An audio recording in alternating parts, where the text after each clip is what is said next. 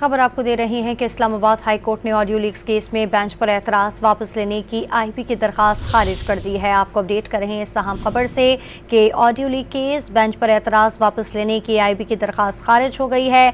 IB की audio leaks में bench पर एतराज की दरखास्त वापस लेना चाहिए, ऐसा कहना है असिस्टेंट अटॉर्नी जनरल का। जस्टिस बाबर सत्तार की जानिब से कहा गया कि आपकी एतराज़ वाली दरखास्त तो पहले ही खारिज की जा चुकी है। इस्लामाबाद हाई कोर्ट ने ऑडियो लीक्स केस में बेंच पर एतराज़ वापस लेने की आईबी की दरखास्त खारिज कर दी है, जिस पर असिस्टेंट अटॉर्नी जनरल ने कहा कि आईबी के ऑडियो लीक्स में बेंच पर एतराज़ की दरखास्त वापस लेना चाहते हैं, जिस पर जस्टिस बाबर सत्तार ने कहा कि आपकी एतराज़ वाली दरखास्त तो पहले ही खारिज की जा चुकी है। तफसील जानते हैं, डॉन न्यूज़ के नुमाइंदे उमर मेहताब बनी हमारे साथ मौजूद हैं। उमर, आगाह कीजिएगा।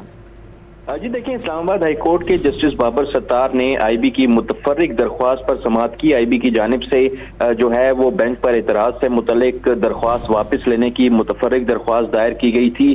दौरान समाअत असिस्टेंट अटॉर्नी जनरल ने अदालत को बताया कि आईबी की ऑडियो लीक्स में बेंच पर एतराज की दरख्वास्त वापस लेना चाहते हैं।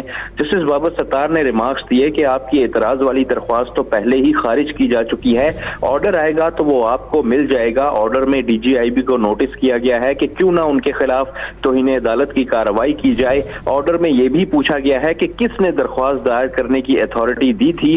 जस्टिस बाबर सत्तार ने रिमार्क्स दिए कि आपने जो जवाब देना है वो ऑर्डर आने के बाद दे दीजिएगा। आईबी की जानिब से बेंच पर एतराज वापस लेने की मुतफर्रिक दरख्वास्त भी खारिज कर दी गई। जी बहुत शुक्रिया तफसीलात देने के लिए उमर मेहताब बनी आपका।